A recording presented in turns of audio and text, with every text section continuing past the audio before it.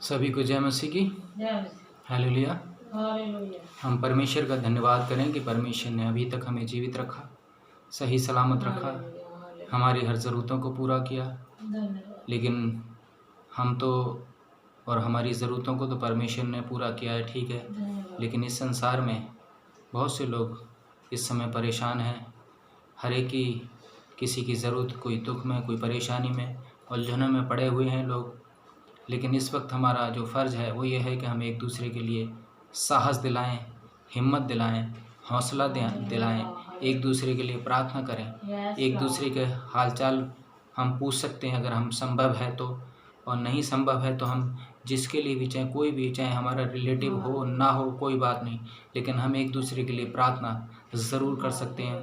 और प्रार्थना के लिए कोई पैसा नहीं लगता, प्रार्थना के लिए कोई भी पैसा नहीं लगता। इसलिए हम अपने सच्चे मन से परमेश्वर से प्रार्थना करें। इस वक्त हम थोड़ा सा समय लेंगे जो कि परमेश्वर से प्रार्थना करेंगे, परमेश्वर से धन्यवाद करेंगे, परमेश्वर से कुछ वचन को शेयर करेंगे, आदान प्रदान करेंगे। क्योंकि हम परमेश्वर के वचन से जब हम कुछ पढ़ते हैं तो हमें आत्मिकता मिलती है, हमें थोड़ा सा परमेश्वर का ज्ञान मिलता है, और परमेश्वर हमें अकल और बुद्धि देता है, हौसला हिम्मत देता है। क्योंकि इस वक्त में परमेश्वर से ज़्यादा कोई भी हिम्मत देने वाला नहीं है। इसलिए हम सबसे पहले परमेश्वर को ही सामने रखें। आइए एक वचन पढ़ेंगे, यूहन्ना की किताब, उसका 9 अध्याय, उसकी पहली आयत से पढ़ना। जाते हुए उसने एक मनुष्य को देखा जो जन्म से अंधा था। उसके चेलों ने उससे पूछा, हे रब्बी, किसने पाप किया था कि यह अंधा जन्मा, इस मनुष्य ने या इसके माता पिता ने? यीशु ने उत्तर दिया, ना तो इसने पाप किया था, ना इसके माता पिता ने, परंतु यह इसलिए हुआ कि परमेश्वर के काम उसमें प्रकट हो। हालेलुया। बस धन्यवाद, धन्यवाद, धन्यवाद, धन्यवाद, धन्यवाद, धन्यवाद, धन्यवाद, धन्यवाद, धन्यवाद, धन्यवाद, सर्वशक्तिमान दयालु पिता परमेश्वर, इस वक्त हम तेरा धन्यवाद करते हैं इस छोटी सी आराधना के लिए पिता परमेश्वर। जबकि हम घर में रहकर पिता परमेश्वर तेरा धन्यवाद करते हैं, तेरे वचन से कुछ पिता मनन करते हैं पिता परमेश्वर। हमें इतनी अकल और बुद्धि समझ दे ताकि पिता परमेश्वर तेरे वचन के द्वारा हम तुझसे बातचीत कर सकें और तेरे ज्ञान को प्राप्त कर सकें, तेरी महिमा कर सकें, तेरी शांति प्राप्त कर सकें। क्योंकि पिता परमेश्वर शांति देने वाला तू ही है पिता परमेश्वर।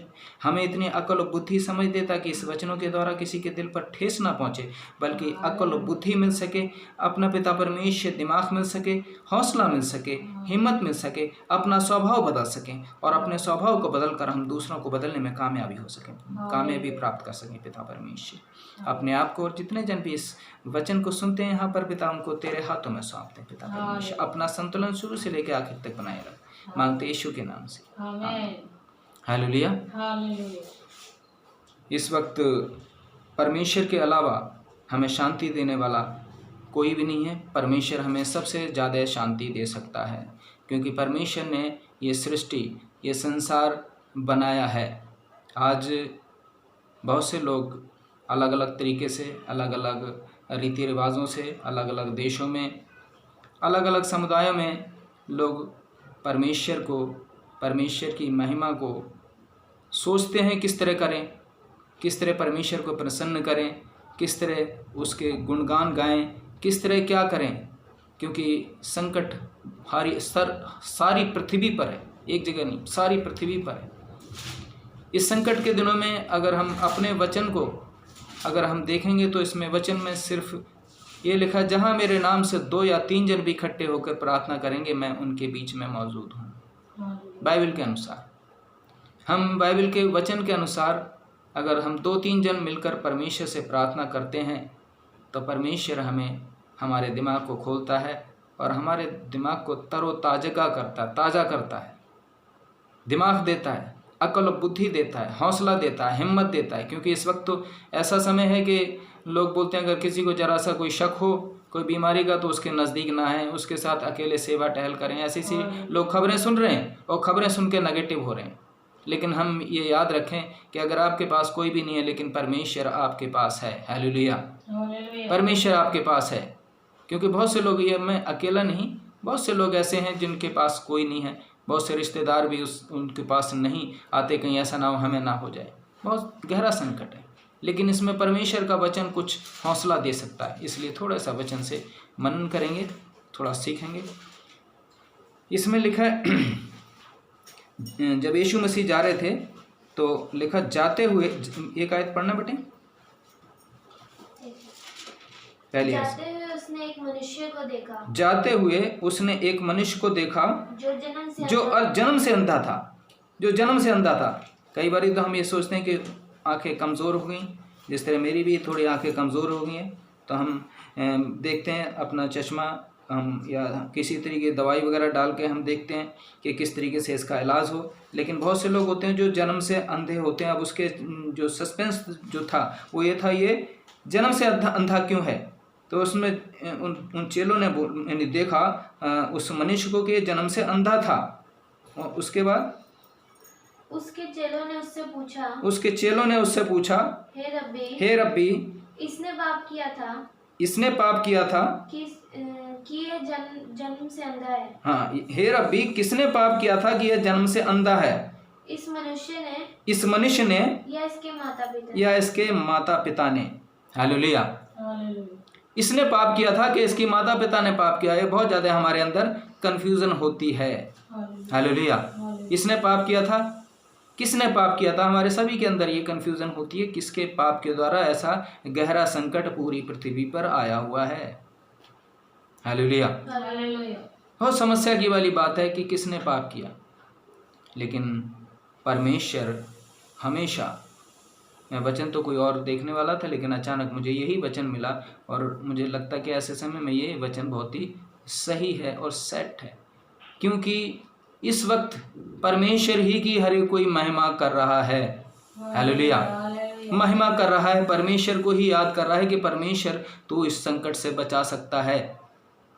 उस वक्त भी जब उस मनुष्य को देखा तो उन चेलों ने पूछा कि इसने पाप किया है कि इसके माता पिता ने? बता, क्योंकि कन्फ्यूज़न थी, उसमें चक्कर में पड़ गए थे कि इसने पाप किया, किसने पाप किया, समझ नहीं पा रहे थे। आगे यीशु ने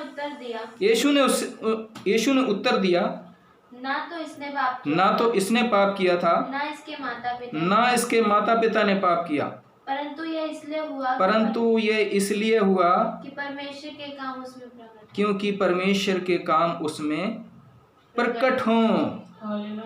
हालेलुया। इसलिए बहुत सी जो चीज़ें ऐसी होती हैं जो परमेश्वर को याद करने में मजबूर कर देती हैं। हालेलुया। आज हर इंसान ऐसा समझ बैठा जो मैं बता नहीं सकता, लेकिन आज परमेश्वर के आगे सब ने अपने घुटने टेक दिए हैं। हालेलुया।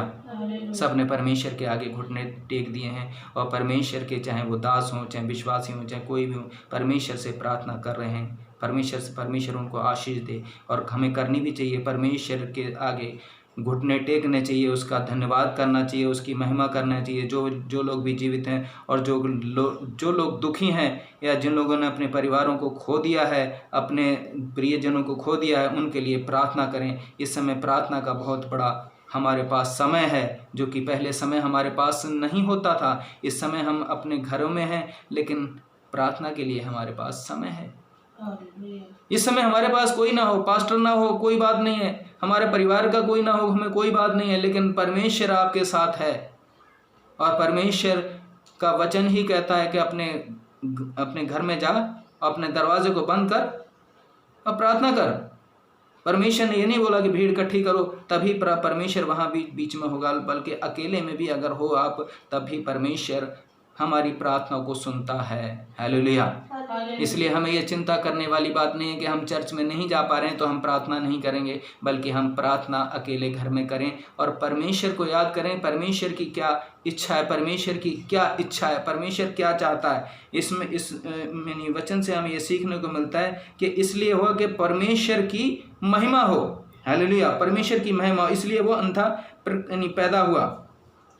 जिसने मुझे देखा, चौथी आयत पढ़ना बेटे। जिसने मुझे भेजा है हमें उसके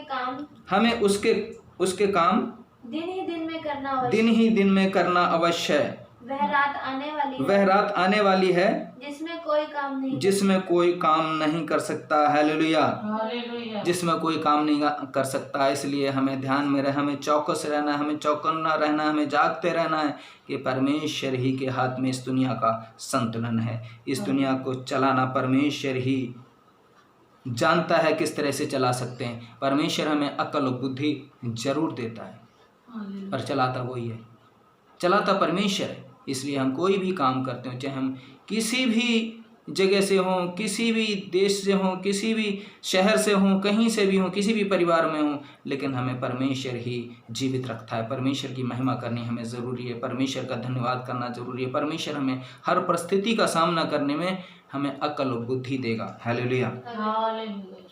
इसमें दूसरा 5वें आयत पढ़ना। जब तक मैं जगत में हूँ जब तक मैं जगत में हूँ तब तक जगत की ज्योति हूँ। तब तक जगत की ज्योति हूँ। हालेलुया। हालेलुया। जब तक मैं जगत में हूँ तब तक जगत की ज्योति है। यीशु मसीह ने जिन लोगों को भी अपना जीवन बदलने का मौका दिया, उनका जीवन अभी भी शांति से भरा हुआ है, और पहले भी जिन्होंने विश्वास किया उनका शांति से अपना हृदय भरा हुआ है। इसलिए हम परमेश्वर के ऊपर विश्वास करें। परमेश्वर ही हमारा बचाने वाला है, परमेश्वर ही हमारा रक्षक है, परमेश्वर हमारे ऊपर करुणा कर सकता है, परमेश्वर हमारे ऊपर दया कर सकता है। और जो देखा ज्योति, अगर हम ज्योति के बारे में देखें तो हम यूहन्ना के अगर पहले अध्याय में देखें, पहला अध्याय पढ़ना क्या बेटा? आदि में वचन था, हाँ, और वचन परमेश्वर के साथ था, और वचन ही परमेश्वर था। हालेलुया। आदि में वचन था और वचन परमेश्वर के साथ था और वचन परमेश्वर था। हालेलुया। इसलिए इस वचन को अगर हम पढ़ेंगे तो परमेश्वर के हम साथ हैं। 5वें आयत पढ़ो जरा। ज्योति अंधकार में चमकती है और अंधकार ने उसे ग्रहण ना किया। ज्योति अंधकार में चमकती है और अंधकार ने उसे ग्रहण नहीं किया। अगर ज्योति हमारे हृदय में है, परमेश्वर का वचन है, यीशु मसीह है, तो हमारे अंदर ज्योति, हमें कभी अंधेरा हमारे हृदय के अंदर नहीं आने पाएगा। यीशु मसीह ने कहा, जो जगत की ज्योति मैं हूँ। जगत की ज्योति है, रोशनी है, और अगर हमारे अंदर रोशनी है तो हम कभी भी मायूस नहीं होंगे, कभी भी कमज़ोर नहीं होंगे, बल्कि दूसरों के लिए प्रार्थना करने के लिए उत्सुक रहेंगे। इसमें एक आयत पढ़ के ख़त्म करूँ, 12वीं आयत पढ़ना। परंतु जितनों ने उसे ग्रहण किया उसने उन्हें परमेश्वर का संतान होने का अधिकार दिया। हालेलुया। जितनों ने उसे ग्रहण किया। इसलिए हम परमेश्वर को ग्रहण करना है, परमेश्वर को ग्रहण करना। परमेश्वर के अलावा कोई भी इस सृष्टि का बनाने वाला, इस सृष्टि को रचने वाला, इसको रचने वाला, इसको संतुलन में रखने वाला कोई भी नहीं है। हमें अक्ल और बुद्धि की ज़रूरत है, वो परमेश्वर हमें देता है। हालेलुया। सभी को जय मसीह की।